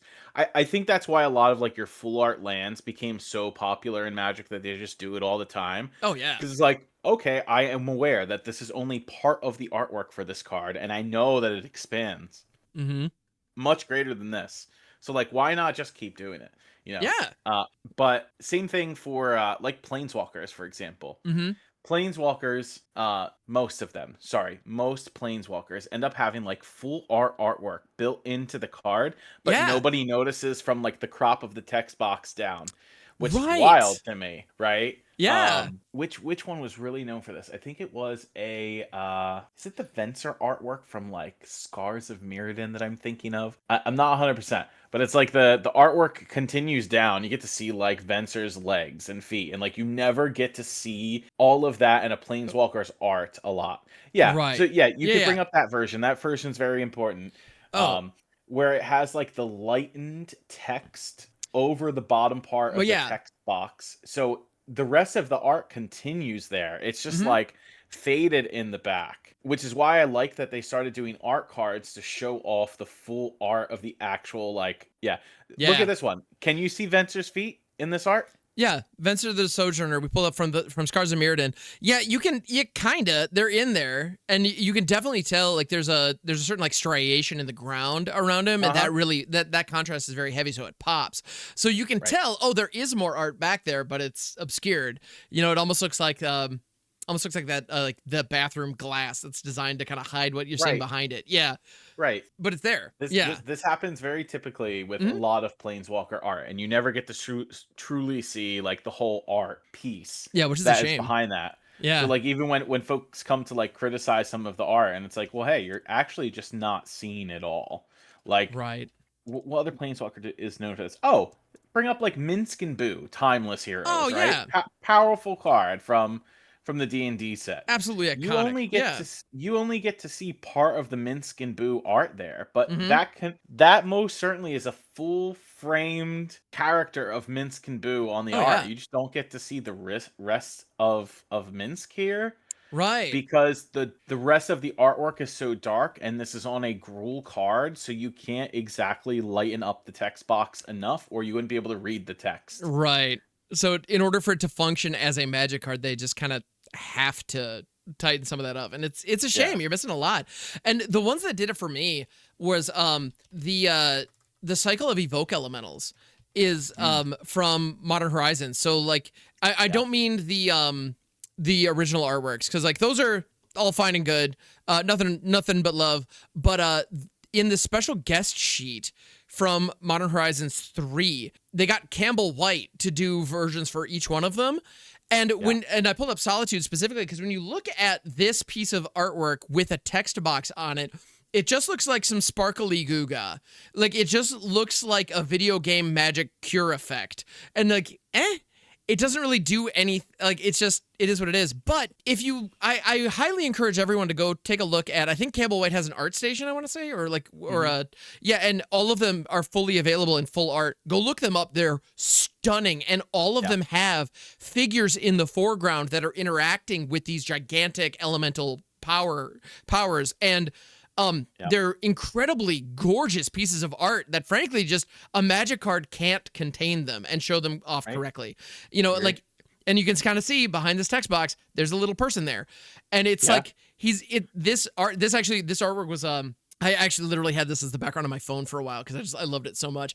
And it's showing what looks like almost a hiker going up some kind of frozen mountain to go like commune with this being. This elemental. Yeah, this elemental. And it's really powerful. And like Grief shows like a couple like mourning in front of like an altar. Like they're just such, and Fury is like on a battlefield and it's this gigantic flaming monster that's up, and there's a person in the foreground with his arms spread like looking up at this thing. They're amazing. And the frames just do them no justice whatsoever, and it's really a shame. So it's one of those things where I think the artwork matters, and the frame matters, and I personally would adore a full art of that art for Faithless Looting. I think that would be so much fun. I would get the biggest kick out of that, and I would also love to see the backlash of them rolling this back out. Like bring on the memes. Let's go. Oh, excellent. Yeah, I remember when they didn't they unban Faithless Looting in Modern, and the controversy came back up again, and it was like, oh, this is the first artwork of Faithless Looting that I'm playing in my decks. Yeah. I went up against somebody the other day, and I think playing, I don't remember if it was Historic or Brawl or something, and they played this version. I was like, legend, you get it. Yep. Beautiful. That's right. Oh, pay all the fantastic for it. Oh yeah, no, and there was a time actually. Now they've changed it, thankfully. Arena's a little cleaner on it, but like there was a time when this version cost you a rare wild card, whereas the Innistrad Remastered one was common. You know, they've changed that, so you can get this one for a common wild cards now. But there was a time when you had to spend rares to have that artwork to just tilt your opponent. Yeah, which. Love that. Good stuff. Well, we're approaching the 2-hour mark, and I love the fact, honestly, there's a lot more to talk about when it comes to Strixhaven, but I'm glad we gave the Mystical Archives its due today. This was a really fun discussion. Any other thoughts before we bring it in for a landing? No, just as always, thinking of some upcoming things. We mentioned MagicCon Vegas we'll be at the beginning of May, so if you want to meet up with us to play some Magic, that definitely is the time. Make sure that you stop by our Spectacle Play event. I think it's like 11 o'clock to 4 o'clock or something like this. I don't know. Mixed in with whatever our meet and greet time will be. Right. On that Friday at MagicCon. So you can stop by to see us and play Magic with us. Play Magic with us throughout the weekend, not just on the Friday. Well, we'll be there with decks the whole time. So yeah. Yeah. And then after that, I will be at 2 regional championships now. So that is coming up at SCG Cincinnati, which is May 15th to 17th, and then SCG DC, which is at the end of May. So I will be at both of those events. Love it. Awesome. Yeah, and I'll be at MagicCon Vegas, and and we're both going to be live on Twitch a lot. So twitch.tv/Hammox42 and twitch.tv/CarloMTG. Drop us follows over on the places. And with that, everybody, we will love you long time. And plus, we have some pretty cool cats that you can check out while we're live. It's accurate. Yeah. All right. Well, Carlo, thanks so much, man. Always appreciate it. And chat, who's hanging out here live, thank you for being with us. We appreciate it. And, we'll do another live one when schedules align. So hopefully that won't be too long because these are a blast. I love it. All right. So, with that, podcast listeners, thank you for being here. And we'll catch you on the next one. Later.